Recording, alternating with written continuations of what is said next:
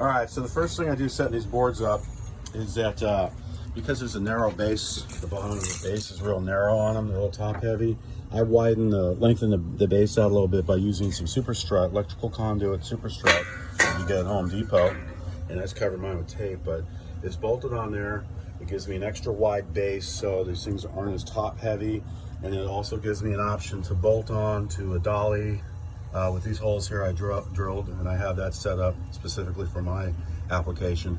I just use wing nuts and I'm ready to go, push them around. But you don't have to do this. I like it because that's how I move my boards. And if you wanted to bolt two of them together, then you would use a long strip between the two boards, if you had a second one here, on the top as well as the bottom, and that would bolt those things together real solid and you wouldn't have any flex going on. So that's it on those. Wiring them up is real easy. What I did is I just took the bottom lock out on each panel because I don't need it.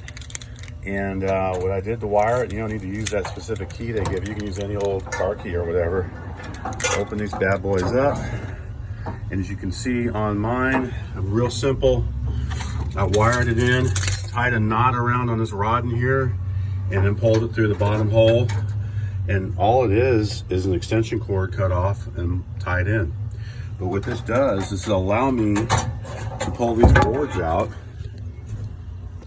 I'm trying to do this with one hand, but now I can pull this wire out, plug in when I need to, and then when I'm done, I just shove it back in. And then that zip tie, believe it or not, is just, I pop it in there just enough so then that cord won't fall out when I'm pushing the board around. You could get fancy like this other guy did. I bought these used from, and he built a jack in his. It required drilling another hole, and then wiring it that way directly into there. But I just keep it simple. He also did it with his data ports here too. I'm going to show you with my data ports. Basically, what I did is I just they use Cat 5, so it's not on the network Cat 5, but it's Cat 5. For your convenience, uses a cable from your controller box to the controller receiving cards here.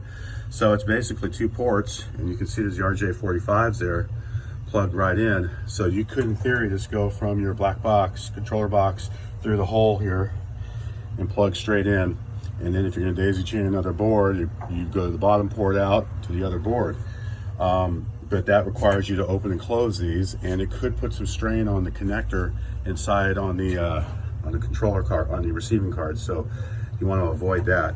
But once you get it figured, if you want to wire it this way, it's real simple.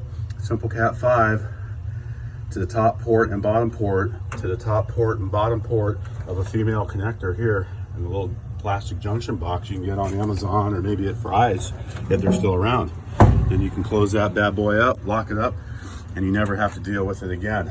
And we'll configure these ports so the top one will be data in and the bottom one will be data out to the next board, and your controller box will control all that.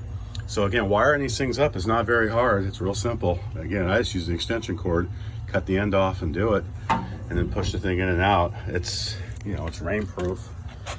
Sure, in a monsoon you might get a little water in there, but I've never had any problem with it shorting out or anything. So you can get fancy with this or get real simple or half and half.